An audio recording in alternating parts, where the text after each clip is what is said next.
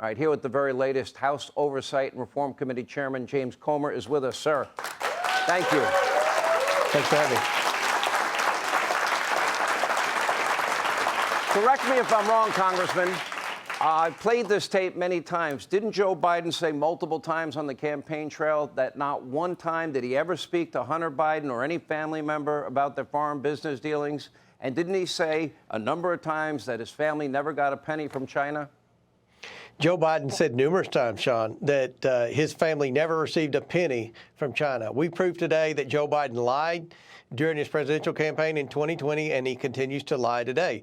Not only did they take a penny, Sean, they took over $10 million, and we're still looking. We still have many more banks to go and many more LLCs to siphon through. But right now, the number's up to $10 million. So we proved that Joe Biden was dishonest about his family receiving money from China. We also proved that the media has not been reporting this correctly, as you could imagine, Sean. They said that none of these transactions ever occurred while Joe Biden was in public office. We just proved that was false as well. Most of these shell companies were created when Joe Biden was vice president. And when you got to the $1 million from Romania, it was filtered and laundered, however you want to describe it, down to the Bidens in 17 payments. 16 of the 17 payments from the corrupt person in Romania, the foreign national in Romania, happened while Joe Biden was vice president and visiting Romania and in charge of things like foreign aid for the Obama administration. So the level of public corruption that we talked about today was breathtaking. And the fact that, as you mentioned, Sean, the mainstream media, for the most part, didn't cover it at all, instead covered the George Santos stuff, is further proof that this media is covering for Joe Biden. They are covering for public corruption at the highest levels in a manner we've never seen in the history of our country. All right, so you're talking about $10 million from foreign countries, even going to grandchildren, what services they performed, one could only guess, if any at all. You found 20 LLCs. And you described a scenario where they're passing money from one LLC or shell company to the next to the next. What would be the purpose of that? Well, the purpose is to disguise who the sender is and to deceive the IRS so you don't have to pay taxes on it. So when Joe Biden talks about tax sheets, he doesn't need to look any further than his Christmas photo.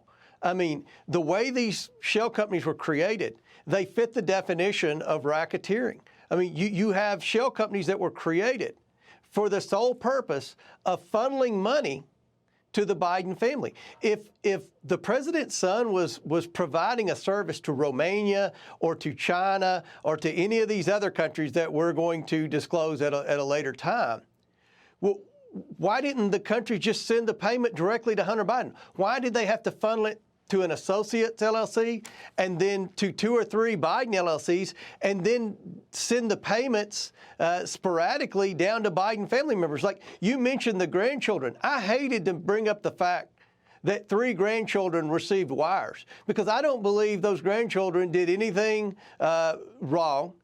They just had the misfortune of having family members who were using them in their scheme to launder money, to try to deceive the IRS in order to not pay taxes and to disguise who the sender was to avoid getting in trouble for dealing with foreign nationals. So let me ask you this. It's really bad.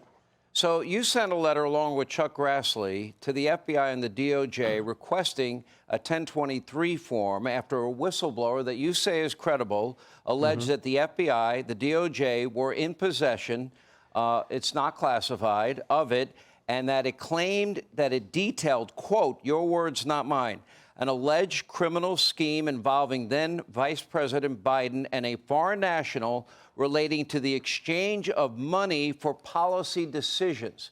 Now, they said they will work with you. Is that an acknowledgement? They didn't give it to you. You gave them a deadline of noon today.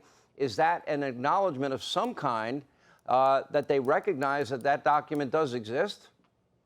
Well, they could have said the document didn't exist, or they could have said that the document exists and we've looked into it and there's nothing there. But what they sent us was a patronizing letter saying that to basically trust the FBI, that if there was in fact anything there, they would take care of it. Well, I'm sorry, Sean, like most conservatives in America, I don't have any trust of the FBI.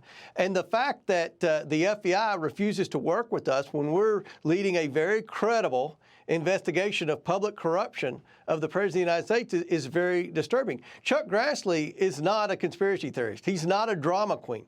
He has confidence in this whistleblower. I've read the transcript from the whistleblower.